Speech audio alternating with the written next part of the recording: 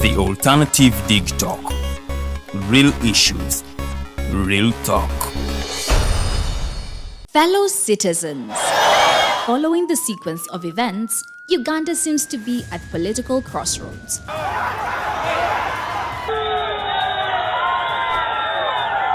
I'm not a servant of anybody. Madam, I know the law.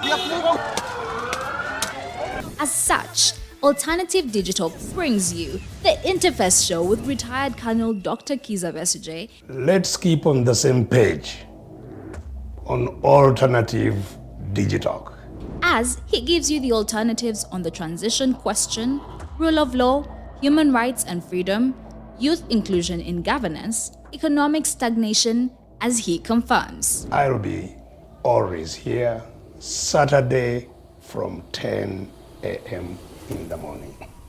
Be there.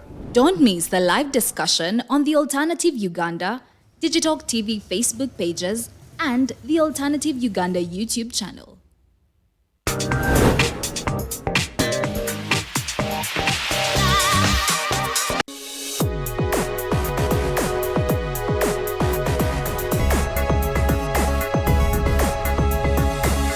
The alternative Digitalk. Real issues, real talk.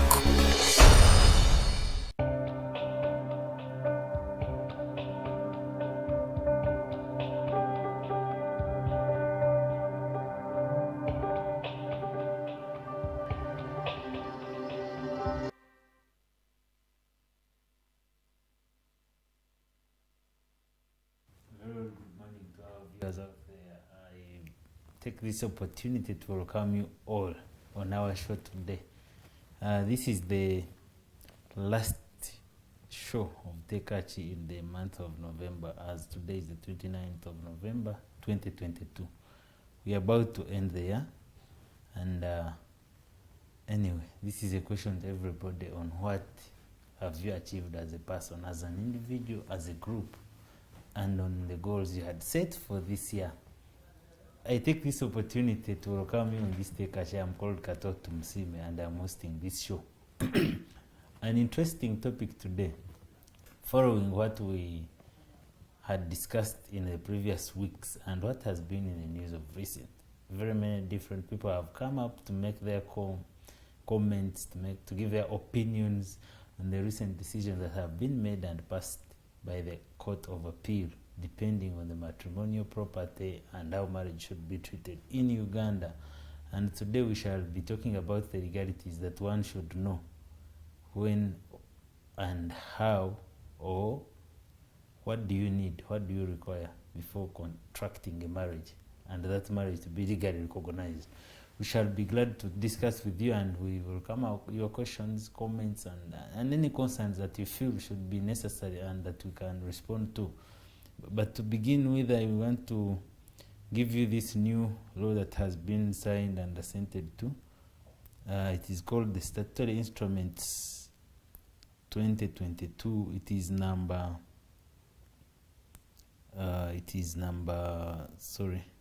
called the Financial Institutions Revision of Minimum Capital Requirements Instruments of 2022. And this is the law that now provides for the minimum capital requirements for banks, or for one to get involved in the business of banking. If you want to trade as a bank, how much do you need?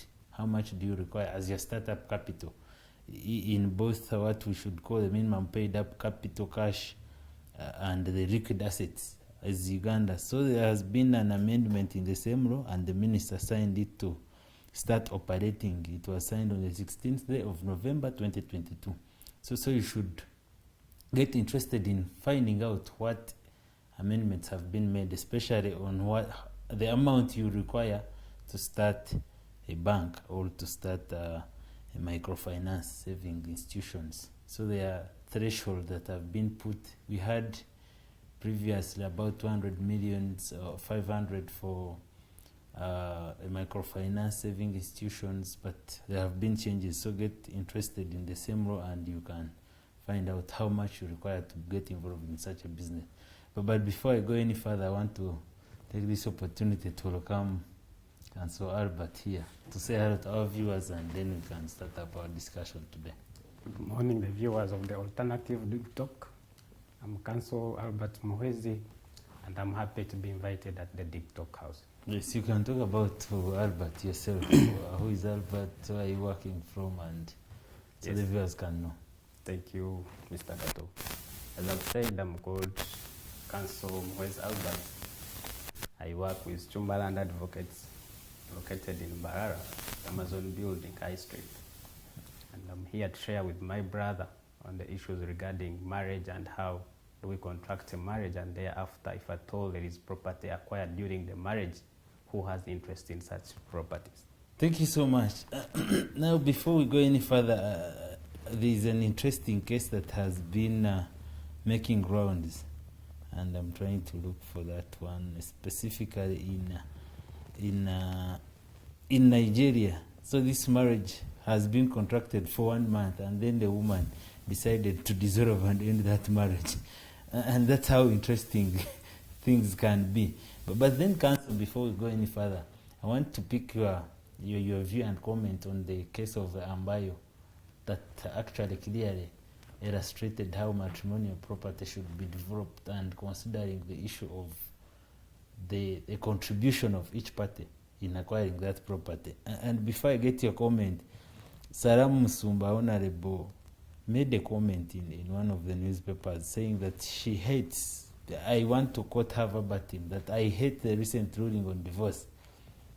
That judgment is annoying and I hate it. It is the biggest break of a family. A marriage is not a commercial transaction, it is a union beyond what you count. Counsel, you have interested yourself in that case and it has been making rounds. What is your comment on the same? Is it actually a good decision, or should we say that the judiciary wants to make some lines? To me, I welcome the decision because I think the decision has created a fair ground for the partners in a marriage. Because initially we had a 50-50% share in the matrimonial property. But then you look at how do we share 50%, yet one has contributed in terms of money and the other one has not contributed in terms of money. Now that we have the recent decision which says that before we share such property, which they call a matrimonial property, someone's contribution must be determined and he takes a share equivalent to his contribution. Yes. So what you put in is what you get out. It's what you get out. Because it makes no sense whereby I contribute 80% and you contribute 20% in acquiring such property. And in case we've decided to dissolve our marriage and you're sharing 50% as someone who had invested 80% in the property. Okay. That's so interesting. And there is now this controversial one as well. If you remember, some musician called Hope Mukasa and the wife, the former wife, because court tried to end their marriage through a divorce petition that was filed by the Lady Shina. And when this recent decision was passed in Ambayo, the Lady Shina tried to bring the youths to actually go and sell her shares in the property. And when this Mukasa heard about the same decision, he also appealed, and he wants to stop the execution depending on that. So are we not going back very far from the different decisions that have been passed, even where the property is not yet shared? Are we not going to call for many more appeals and such kind of court battles between the parties, since we have a new president that is rocking? Actually, we have two decisions now. We have the Ravenemi case, the decision of the Supreme Court. That is so true, but the famous one is now the Ambayo case, which is the Court of Appeals. Court of Appeals decision. But which, in some extent, confirms the decisions and what the judges clearly stated in the Ravenemi case. Case. Actually, I think these appeals, yes, we may have a lot of appeals coming in because of the recent decision. But however, parties, I think, if at all court has declared that you're entitled to 50% share, and the other party has not appealed, you can still proceed and execute your part. But then if the party has appealed, we know the procedures, you can stay the execution. Okay. It's until court has decided. It's not mandatory that each and every person who did not contribute in monetary terms is entitled to 20%. You never know, tomorrow they may say someone is also entitled to 30%, depending on what he contributed. The other party was given 20% because the judges found it prudent that what he contributed would give qualifies to fall in the 20% 20%. Property. Yes.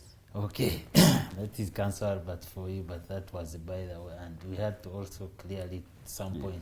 But now our issue is about the legalities that one should consider when thinking about contracting a marriage. And when you talk about marriage in Uganda, what do we mean to begin with? Actually, marriage has been defined in so many ways. And everyone has the way in their perspective on how they can define marriage. Okay. But then the definition that all of us could have used is that marriage is a voluntary union of a man and a woman coming together to form a what? A family. Okay. In that it's a voluntary union. There is that word voluntary. Is that Katoi must not have been forced into a marriage, neither the other party must have not been forced into a marriage. So when you come together, you're coming together and you're forming a family, you've married each other. And then marriage is that we have the requirements that must be met before contracting a marriage.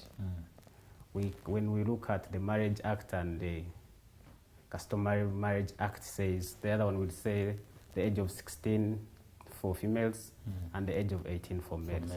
And then the Marriage Act would say 21 years. But the Constitution has lowered it to 18 years. 18 years. So for one to get married, they must be 18 years and above. So when you've approached the age of 18 years and you feel like you're free to get a partner, you must also seek consent from the other partner. You don't wake up very early in the morning and go to someone's house and grab a girl and take him to your home that now you would say you have a valid marriage. No, it's not a valid marriage.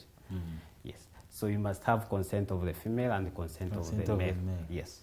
And when you've now formed a family, or you've entered into a marriage, each party has rights in this marriage. It's not that when I've taken you home, you're now becoming a servant to me. No, you're not a servant. You have rights. You're entitled to certain rights. Certain rights. And I'm also entitled to certain rights. I will bring in this issue, and I want you to shed some light on it for our viewers' interest. The Constitution provides for equal rights in the marriage, during marriage, and at its dissolution. But then so many of our viewers actually have this issue, and they try to ask so many times that if we all have the same rights in the marriage, after and during and then after, why is it that now it is one-sided when it comes to issues of maybe paying bride price and the rest? Are we still looking at the issue of equality in the marriages? Actually, within the premises of equality is that sometimes we don't go away from the customs and culture. It has not started today and did it start yesterday. It has been there that a man must pay bride price. Okay. Yes. However, bride price these days is not a necessary requirement for some of the marriages to be contracted. You can, if the family of the woman have said, no, we don't need bride price from you, it's well and good. But if they have asked for bride price, you're supposed to pay the bride price. Okay. So, however, I don't think, to me, the issue of bride price, to me, I think it should not be necessary. Because we are all coming together to stay together. Why don't you also appreciate the other side for having groomed and nurtured a man that you're taking on? Why would I pay for a woman who has been nurtured and I have also been nurtured? Because I think it should be equal.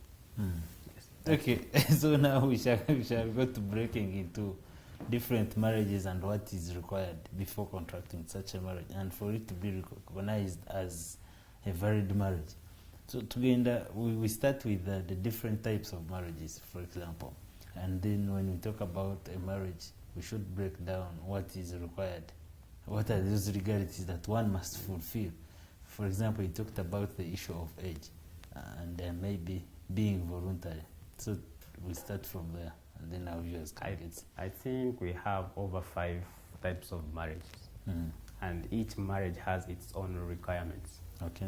First of all, we have what we call the church marriage, which we all know, where you go to church, put on the white gown and no samba katimba, and the priest presides over the ceremony in church, and then thereafter you go for a dinner somewhere. Okay. Now, for that marriage to be contracted, we have the governing law, which is the Marriage Act. Okay. And I think it spells out all the requirements that one must have met before contracting a valid marriage. First, I had said that consent is one of the elements. Age is one of the elements. In that you must be the age of 18 and above. However, this marriage, the other church marriage, is a monogamous marriage. When you've contracted one marriage, you cannot contract another church marriage. So it is one and one marriage forever. One man, one wife. One wife. Okay. Yes. That is church marriage. That's church marriage. Then we have the customary marriage, and this one I think is a marriage that started way back. Okay. Since most of us were not born, and here parties are allowed to marry many wives as they can. It's polygamous. Okay. And however, I find it very tricky for me, whereby a man is said to marry many wives as he can, and I don't see the other element of where a man should marry many men as he can. So the issue of equality also comes in. The issue of equality will come there. And what is the position of the law? Does the position of the law provide and accept women to also marry as many men as they wish? Actually, when or it applies one side? Literally, when we use the word marry, it has been said that a man marries. But when you read more of a dictionary, you will find that even a woman does what? Marries. The woman can also marry. Yes. So I think, and what is the position of the law? But the position does it allow the position of the law party? says a person who has contracted a customary marriage is free to contract. Parties that have contracted a customary marriage, they are subject to what? A polygamous style of marriage. So I don't know the parties they were referring to, whether a man or a woman. They say by parties. Yes. And then in customary marriage, there is that essential element that you must have paid bride price. Okay. Bride price is a key element and a must. And when they have said you're supposed to pay 20 cows and you've paid 10, you've not paid bride price. So that marriage is not half payment does not amount to full payment of bride price, and the marriage is not what? Valid. Not valid. It's voidable. It can be nullified at any time. Yes, you must pay the bride price in what? In full. You not have to pay half. If it is 10 cows, please pay the 10 cows. Pay the 10 cows. If you've taken a wife before you've completed, at any time the father is free to come at your home and take the daughter back. So you must have paid the 20 cows in full. Okay. And then when you look at the customary Marriage and Registrations Act, it would say that a female must have attained the age of 16 and a male must have attained the age of 18. But all this has been lowered to 18 years by the Constitution. And the Constitution being the supreme law, we all follow the what? Follow what the Constitution provides. Yes. Then the other one is the Islamic marriage, celebrated under the Mohammedan Act. Okay.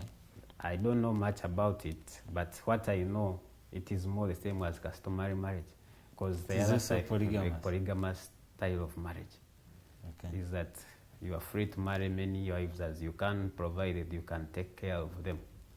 And then they also have the issue of paying bride price, the mahal, the mahal. Yes, you have to pay all those for you to have a valid Islamic marriage.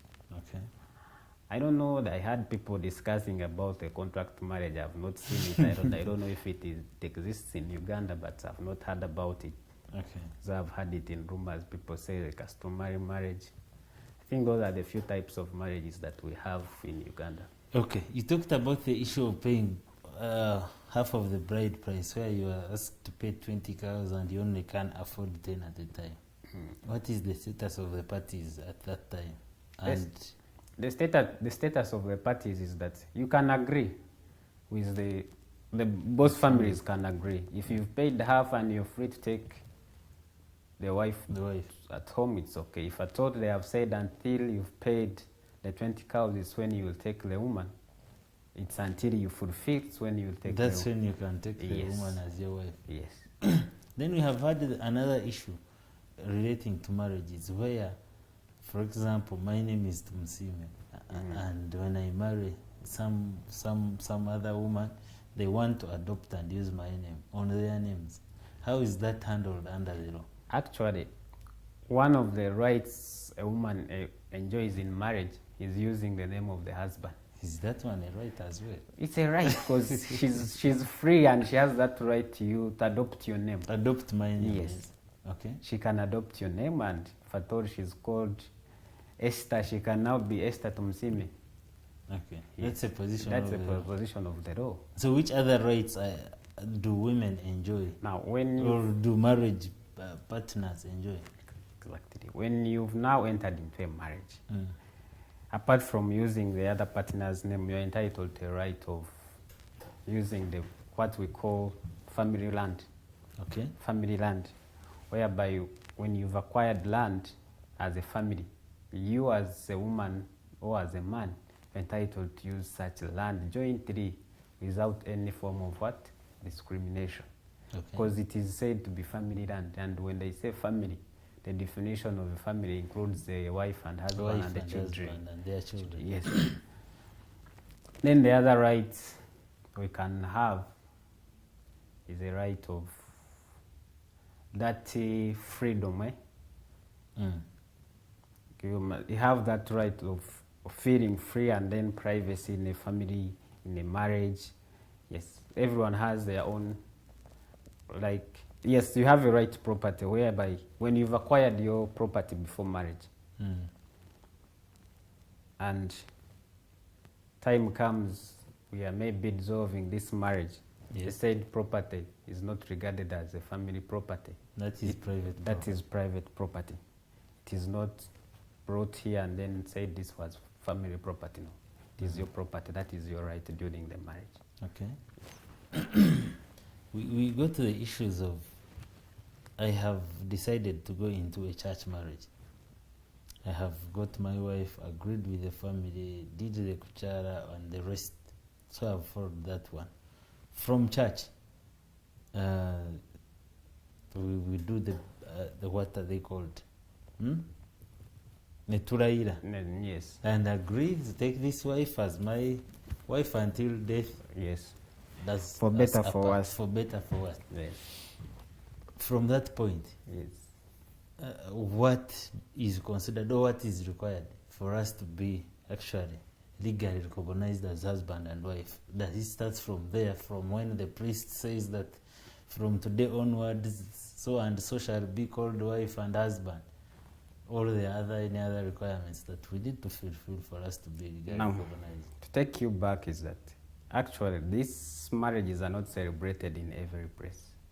Okay. For a marriage to be valid, must have been celebrated in a recognized place and with a recognized person. And I think churches are one of the recognized places. Okay. And such priests within such churches are also recognized persons. However, these days we see many churches coming up. Almost on a daily basis. Yes, we have a new church coming on board. And for this church to be declared a recognized place for celebrating marriages, it must apply and be declared one. Okay. So the moment you enter into a church that has not been recognized, such marriage is void. Void. Yes. So it is not recognized. It's not recognized. Then you've entered into a recognized place and you've been Do the wedding you've bands. done the wedding bands, then you are before the recognized person who is going to celebrate your marriage. we have what we call a time as and when you must celebrate this marriage. You cannot come at midnight and you think you're celebrating a marriage. No, you must come at a time between 6 a.m. and 6 p.m. So if you want our marriage to be celebrated at night and you want such kind of writing to be at our function, it is not acceptable. It's not acceptable. It's a voidable marriage. If at all you've contracted such a marriage at any time. For example, at 7 p.m. That does not fall within the prescribed time. It's not a valid marriage. You must have celebrated during daylight.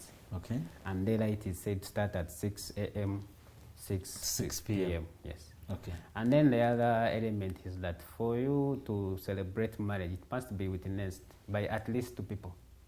You cannot wake up today, you with your wife enter into a church with one priest and you think you've celebrated marriage. you must let the public know. So is there a number of people accepted to be present at your function? The law says 2 and above.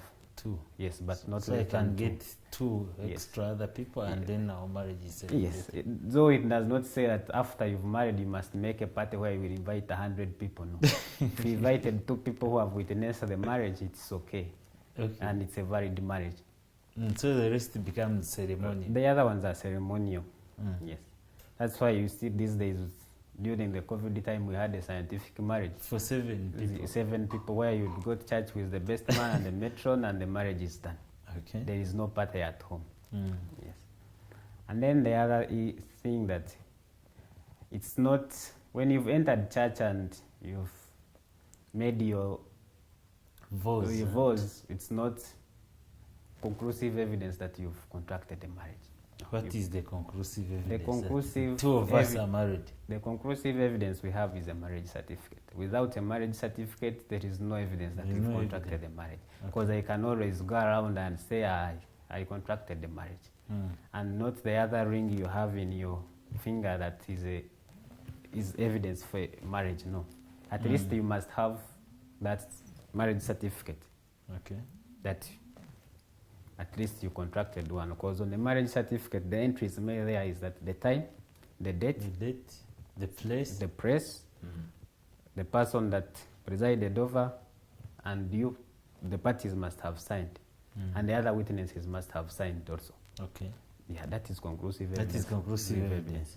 Even when you're in court and you're claiming to have been married but someone, court will ask for proof, and proof is by marriage certificate. Yes. Because tomorrow, Kato, you may be here and someone claims to be married to you. And how do you say that this person is not married to me? It's by showing up a marriage certificate that indicates the contrary.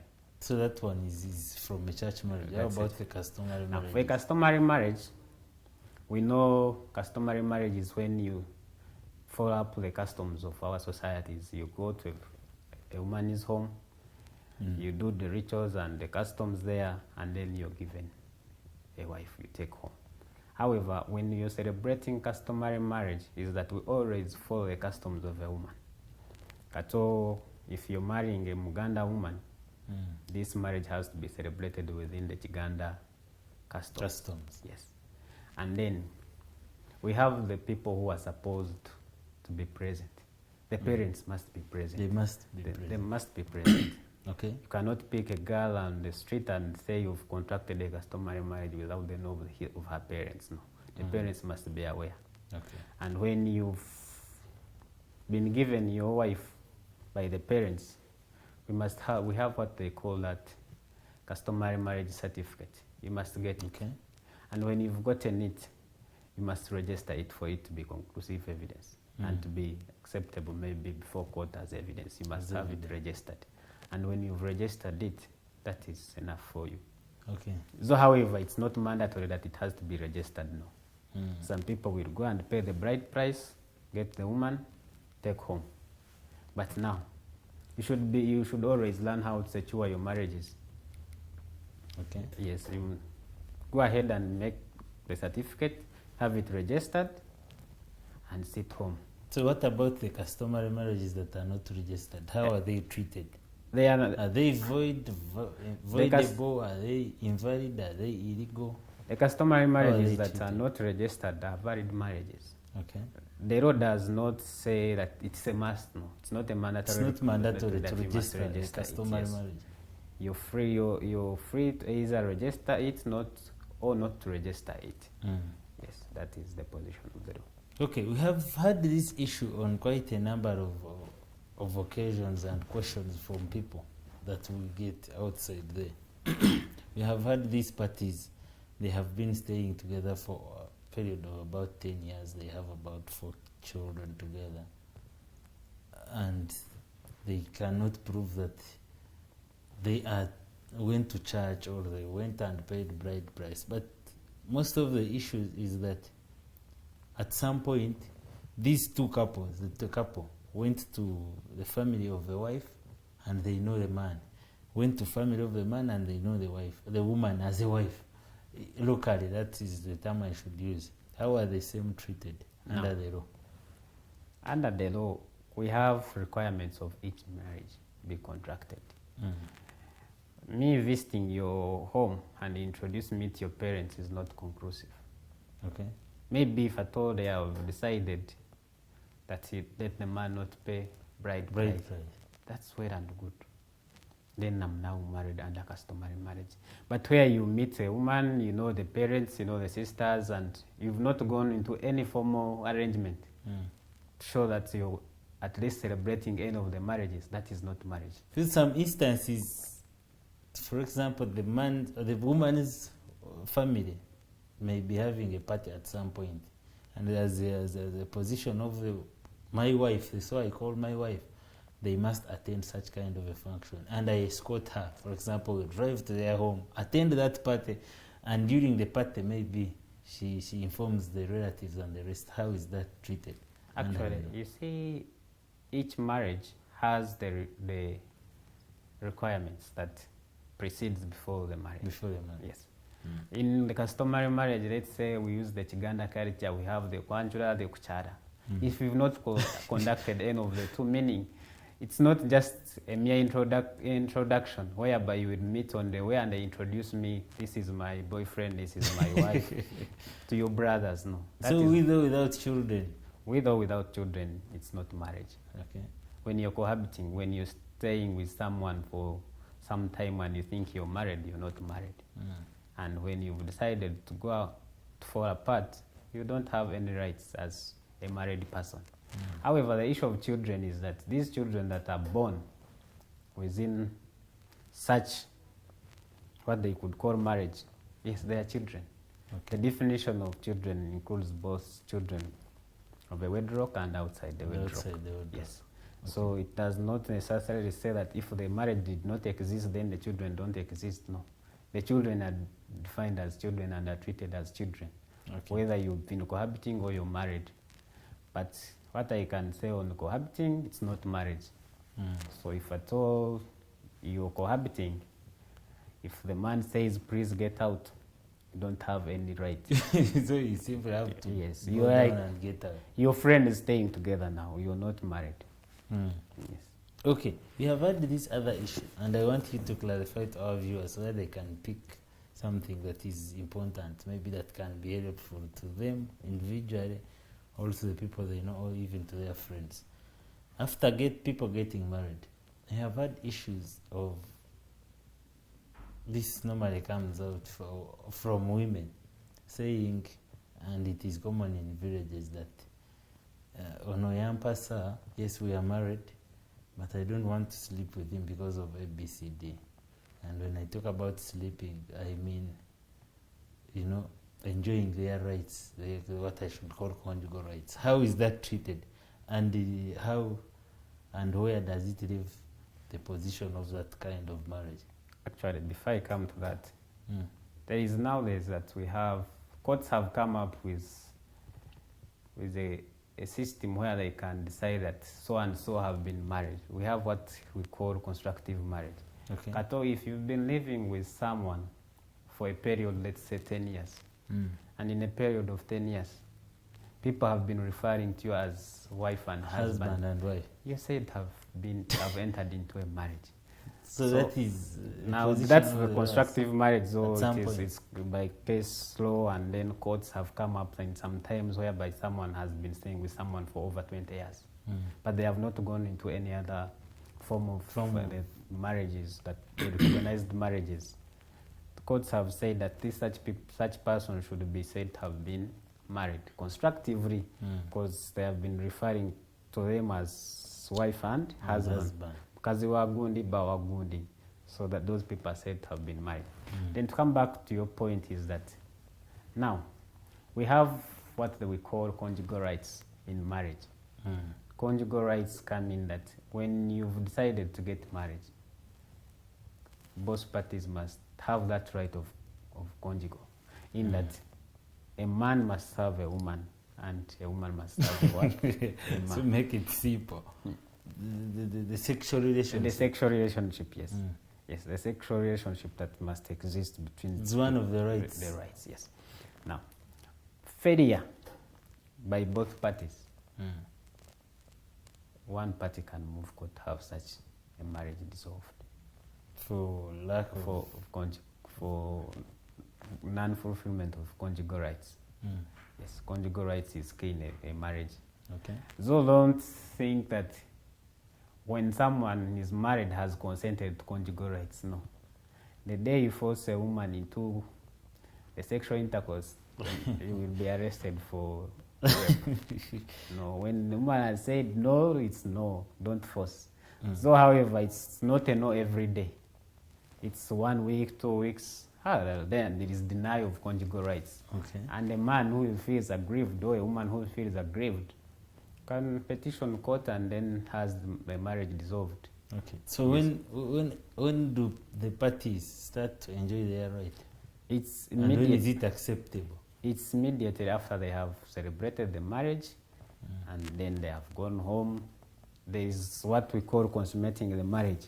Okay. If that night the man has failed to consummate the marriage, it is also a ground for nullity of a marriage. So the first night The you first get night, yes. wedded or married, Yes. you After must... solemnization of the marriage, yes. Okay. Yes. So where it is not celebrated, there is no lack of consummation. When Where the parties marriage have has not got been married. celebrated, there is no marriage. So we courts don't look at that. There is no marriage. Whether he has failed to fulfill his rights of conjugal rights, and then we don't know that because it's not marriage. But where there has been a marriage, it's a requirement that that marriage must be consummated. And the consummation does not mean it's a man who is supposed to... You also, the woman, must consummate the marriage. So if the man says, let us consummate, and you fail... Maybe if you could break down the consummation part so that the viewers The can consummation understand. part... What do we mean when we talk Consummation about consummating means the that marriage? when you've celebrated your marriages, and then that first sexual intercourse the wife and husband have, that's what After getting married. marriage. That's what we call consummation of the marriage. And failure to do that, the aggrieved party can petition court to have the marriage nullified. Nullified on Yes. the want of For failure. consummation. Yes, So now we have had that marriage. It is existing. it's existing. And at one point in time, the parties feel they are tired of staying together or being referred to as husband and wife. What are the procedures that one should consider, or what is required for them to end such kind of relationship? Actually, I want to say that we should start with the point where the man has not paid full bride price to the family of the wife. Yes. How do we dissolve such kind of a marriage? Actually, as we've seen, marriage is not a do-die. You know, when they enacted the Marriage Act, the Yes. framers were also wise to enact the Divorce Act. The Divorce Act. Meaning that whatever starts with marriage may end up with divorce. Okay. So now, there are so many ways on how we can bring these marriages to an end. Okay. But first, to answer your question, is that you've said where the person has not paid It's not bride paid price. full bride price. Yes, that's avoidable marriage. And when we say avoidable marriages, these are marriages that are considered to be existing marriage, but they can be nullified at any time by the aggrieved party. So what the other party does is to petition the court to have the marriage nullified. Okay. Then, so where we have valid marriages, we have so many ways of ending such marriages. Parties can decide on which mode to follow. Okay. First of all, we have what we call a mutual agreement. You sit at home. What is involved in the mutual You sit agreement? at home in your bedroom or in your sitting room, and you agree with your wife that we shall be said to be unmarried for a period maybe of 3 years. Okay, you write it down. We write it down. It must be written down. You don't use words of mouth, no. It has to be written. And in such agreements, we have some special clauses that must be there. Okay. Yes, we have what we call the non-molestation clause. And they say the non-molestation clause involves a write-up that during the separation, no other party shall interfere with the other party's freedom. Yes, if at all you've decided to separate mutually, you not make sure the other party is free from your interruptions sexually, must not molest the other one. Then So we have we the must stay really faithful to each other. Yes, that's why they say you must stay faithful to each other, though there is no sexual intercourse Is taking there any place. guarantee that the two have separated and the Actually- faithful part of it should be Actually, I contained don't and think there maintained? is a guarantee because there is no person watching on the other party. Are there any repercussions, remedies in case the non-molestation clause is Once you've not actually? once you've breached that, meaning now the agreement has failed, it does not stand. The marriage is said to have now been reversed. Been reversed. Yes. When you've breached such a clause, the marriage is said to have been reversed. Which other clauses are also included in The other clause we have the separation Damcasta clause. In the Damcasta clause is whereby you agree on which party is to take maintenance for the other party, how much should be paid, and when and how should it be paid. So, So what do they consider in that clause, the Damcasta? actually they On always maintenance part. they consider the financial positions of the parties, Okay. whereby a woman is in a position of where he can't care and cater for her needs, then the man will be said pay maintenance for the woman. Be the one to take care Care of the woman. during the separation. And then where we see a man is not capable, a woman may be said Maybe. may pay you maybe some money every month. But For you know, maintenance. though in our African setup, it's very hard For the woman for a woman. to take that You part. as a man, even when the woman is willing, the man will say, I'm not taking it. Okay. Yes. So what are other some of the other clauses that should The be other included? clauses you can include it depends on how you've agreed.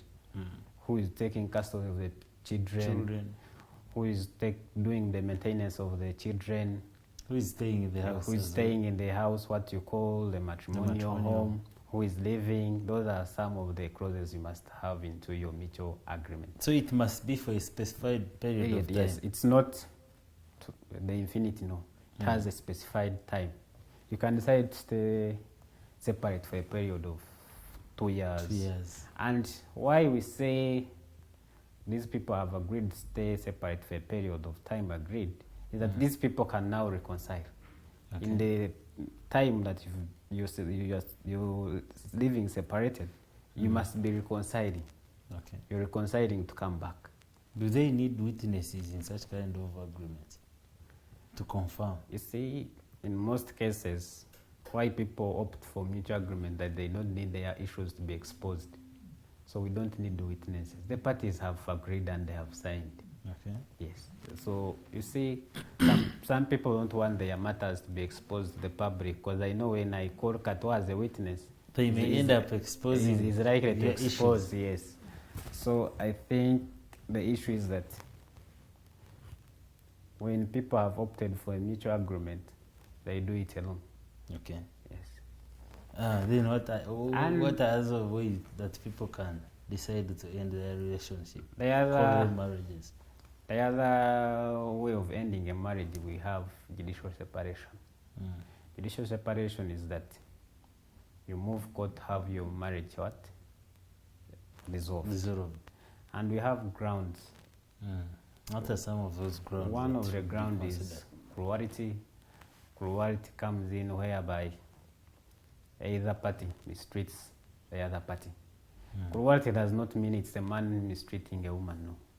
I know in most cases they have said cruelty is a ground for women. I have seen women who are also cruel on their husbands. So cruelty is a ground for judicial separation. Okay. We have adultery. Adultery whereby a married man goes in for another woman. And they have got involved in a sexual act. Where such action has happened, the other aggrieved party may move court how the marriage dissolved. And then we have desertion. Okay. Desertion comes in a way that one of the parties has decided to leave and has gone and has abandoned the home. He has left, he has abandoned the home, and he is staying there alone. And in desertion, we know what is there. When you've deserted, you're denying the other party conjugal rights also. Yes, you've deserted someone, then they say that it should be of a period of 2 years and above. That's what the law says. So when you've deserted someone for a period of 2 years and above, he's free to move court, have your marriage dissolved. So when you talk about the denial of the conjugal rights, does the party being denied the conjugal rights, do they have any remedies available for them to have the right to again enjoy their conjugal rights? And how can that be done if in case we have that position and the remedy? The law says provides for a remedy. However, this remedy, I think it's not applicable. Because they will say restitution of conjugal rights. Yes. Because court will say, please go and have conjugal rights with your wife or your husband. Okay. But court will not enforce it up to your home. It will not enter into your bedroom to enforce. To enforce that you must have and enjoy your conjugal rights. You see, it's a right that is there, but however, I think that right is not conclusive. Because when they have told me to go and have conjugal rights with my wife, who will follow up to enforce such a right? So, however, whereby they have said the party has refused now to follow the court order, we know what follows. So what follows? Where court has ordered for the restitution of conjugal rights, and this party has actually continued to deny you the same conjugal rights. I think the best way to go over it is maybe, would you go for damages? Would you go for execution? That's why I think that right, it's not hard to be enforced. Yes. Okay. Yes, because you know, sex is not something that you just wake up very early in the morning and have. No, it is all when you all have that feeling. So when the other party has no feeling for it, it's very hard. It's very hard. And I think maybe if you agree that they have not acted on the court order, you can do any other remedy. Go for contempt of court and have the wife arrested. If you want to execute, I don't know what you will execute against your wife, can proceed and have other remedies. So, however, where someone has been denied conjugal rights, he can move court, have such rights restituted back. Okay. Now we are still on the issue of how to end such kind of marriages, and we had looked at two so far. Yeah. Then the other way of ending a marriage is divorce. Okay. I think divorce comes in after all the other two have failed. Where the other options have failed. You come for separation has failed. And then yes, separation has failed. On a mutual agreement has failed, you come to divorce. However, it's not mandatory that you always start from the other two. No, you can opt for divorce first. From the word go, and yes, you feel tired, and then you say, let me divorce in the back days, we had a 3-year rule on divorce. That once parties have not been in a marriage for 3 years, they cannot move court to have their marriages dissolved by way of divorce. No. So previously it was about being in marriage for 3 years. For you to apply for divorce. Yes. However, these days, even when you've spent 2 weeks, you can divorce. Now, what are you divorcing at the end of 2 weeks? There is a marriage that has been existing and you're free to divorce. What are the considerations when one is opting for marriage? What are the grounds for that divorce? Divorce is a remedy that is open to both parties. Mm. It's not a woman that who divorces or a man that divorces. No, both parties can divorce. And we have grounds other than when you must move court to have your marriage dissolved. Okay. We looked at grounds, the ones in judicial separation are more the same as in divorce. In divorce. The adultery, cruelty, desertion, and many others. Now, when you've moved court to have your marriage dissolved, court does not dissolve your marriage there and there. No, does not dissolve your marriage there and there. When court has pronounced itself, maybe it will make a decree in C. When it has made a decree in C, is that the marriage has not been dissolved absolutely. Absolutely. They are giving you that time frame of 6 months that please settle. If at all you cannot settle, come back to court and we have the marriage dissolved completely. So what if we decide that we should come back together in the 6 months? What is done there? When you've decided to come back together, meaning you've now reconciled, you have moved court, that we have now reconciled, we no longer need the other decree absolute to be issued against. So are we still being referred to as husband and wife in the period of the 6 months? Or the position more will so have changed at the time? In law, they would say maybe you're still married, but in real sense, people are not married. Because by the time people rush to court, I don't think there is something good that can happen after the other 6 months. So it may happen. So when the court has declared, has made a decree in C, it gives a grace period of 6 months in which the two parties can settle their differences and then have their matters reconciled and see how they can come back together. But when the parties have failed, the other party, the petitioner, must move court to have a decree absolute pronounced by court. Okay, so that's the final stage. Yes, the final stage whereby now you've divorced completely. You've divorced. And then when during divorce proceedings is that there are rights there.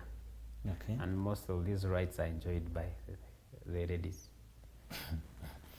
Are we still looking at the issue of equality in the marriage, during marriage, and at its dissolution?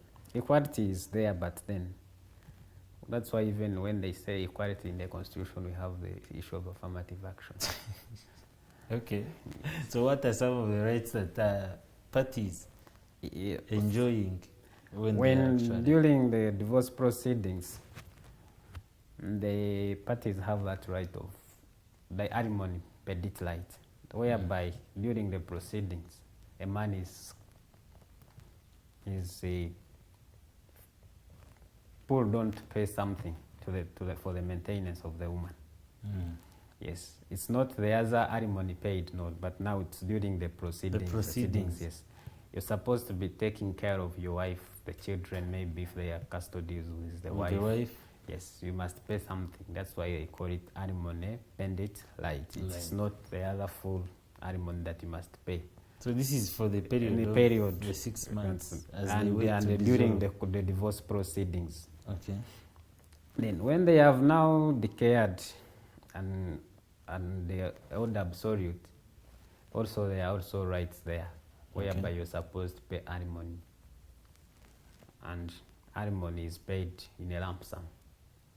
Yes, and this alimony is used for maintenance of the woman who has been subject to the divorce proceedings, whereby this woman cannot afford to take care of herself. So when you talk about the lump sum, and court maybe has ruled that I should pay the alimony of 20 millions, what do you mean? So when you say the lump sum, when court has ruled that you should pay money worth 20 million, it may say you should pay it in a lump sum. When they have said in a lump sum, you pay it at once. You get the 50 million that they want from you and pay it. However, court may be so lenient and say maybe per month you're supposed to remit a certain amount of money. Let's say 200,000 for the maintenance of your wife. They will say wife, but it's not your wife because you're now divorced. You have now divorced, Yes. so you're no longer referred to as husband Yes. and wife. Now, the other rights that come in after the divorce has been declared, you know, in the family we have children. Those are orders that must be made also in the judgment. Okay. Yes. Who is taking custody? Who is taking maintenance? What should the parties do during the divorce? When we look at custody of the parents and then of the children, we look at who has that financial status that can take care of these children sometimes. That's what court follows. Court is guided by so many factors when making an order on custody of children, whereby the man is in a better financial position, he will have custody, whereby a woman he will take custody of the children. However, when custody is given to a woman, it does not take away your right of maintaining your children as a man. When So you custody still have is to maintained, because that is one of the principal rights that we all have, maintenance of our family as men. as men. Yes, you must maintain your family. Okay. Maintenance includes providing the necessary needs, clothing, housing, school fees, and many say. So those are the orders that are made within the divorce judgments that are made by court. Okay, thank you so much, Counsel. And as time is taking us so bad, but I will read a few questions here that we have. And Feroz, thank you for watching. Feroz Mwong asks, does Uganda consider polygamous marriages? And the other one is that what does the law talk about customary marriage like Kwanjura? Yes. Now, the law in Uganda allows polygamous marriage. Okay. Because the Customary Registrations Act, Customary Marriage Registrations Act allows it. Says the marriage under this act is a what? A polygamous marriage. That you're free to marry many wives as you can. So However, marriages. there are restrictions. What are some Once of the you've restrictions? contracted a church marriage, Now you cannot run to customary marriage. Yes. Okay. So this other one, I think this will be the last one. And this one asks that, what if you divorce and want to come back? Is it considered as a new relationship? So once you've divorced, the marriage is said to have been brought to an end. Okay. And when you've decided to come back, you're going to contract a new marriage. So you will have to follow the other procedures, because the other marriage was brought to an end. So if you want maybe have a new marriage with the other party you divorced to, you must go to other formal ways of contracting a valid marriage. So the church will again announce you as the newly wedded couple. However, the other point, I think, when you know that when the other people are planning to have their marriage, we have the time in church where they say people who have any issues regarding their marriages should come over. So declare now or Yes. forever hold your peace. Yes. Where you know that there are any issues stopping the other parties from getting married, you as the other third party, you have a right. And this right is that you can lodge a caveat on such a marriage. Okay. And when you've lodged the caveat, courts must determine whether the caveat is relevant or it's not relevant. And when it is not relevant, such a caveat has to be removed. But where they find it relevant, meaning the marriage will not be celebrated. Okay, I will read this last question from Feroz again. What does the law talk about child support in Uganda? Because many children in Uganda are denied child support. And is it enforceable in Uganda as we come to the end of the show? Child support, yes, is enforceable. Children have their rights. The Children's Act is very clear on the children's rights. So whoever party has a right to enforce such rights is entitled. Children are entitled to such rights. And the violation of such can lead to court proceedings against the other party. Okay, so thank you so much. And time is not our friend, but I will give you like 1 minute or two to say your final comments to our viewers out there. Yes, the final comment I can make is that let us learn on how to formalize our marriages. Yes, and don't take a marriage as a transaction. Parties have now decided to take marriage as a transaction where it says I'll get married to a rich man and thereafter I run away, I will divorce, we share the property. No, it's not a transaction. It's just, and maybe how could I call it now? It's not a transaction. Is though you're entitled to all the property acquired during the marriage, but you should not use it as a form of business. It's not business. Yes, just go there for the love of making a family, and then if at all it has failed, you divorce in peace. Yes. And thank you for hosting me.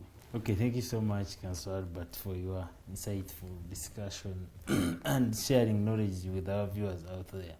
And I should say that as we come to the end of this show, this is a reminder that we are in the 16 days of activism, and the main sensitive issue here is about gender-based violence. And when we talk about gender-based violence, we are not only talking about gender-based violence against women, but we have had men also being affected and being actually candidates of this gender-based violence, and we have lost many men towards that. So it is our responsibility as both men and women to end this violence against different kind of people, call them men and call them women. At the end of it all, we shall live in a society that is good for all of us and that is enjoyable at the end of it all. And as we come to celebrate the International World AIDS Day, I should inform you that it is your responsibility to protect yourself. We had a formula and we still have it. If it's A, B, C, D, you abstain. If you cannot abstain, at least be faithful. And if you cannot be faithful, at least use a condom. Make sure that you take time, call up your friends to go and have a checkup on and find out how their HIV status is at the time. And if you find yourself sick, that's not the end of life. Go do your medication. You can live for longer and longer. And then may God bless you, and see you next week.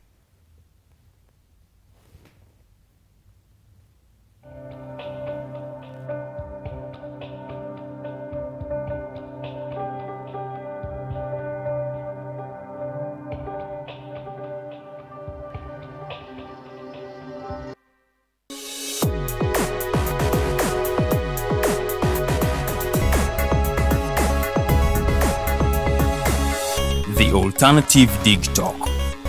Real issues, real talk.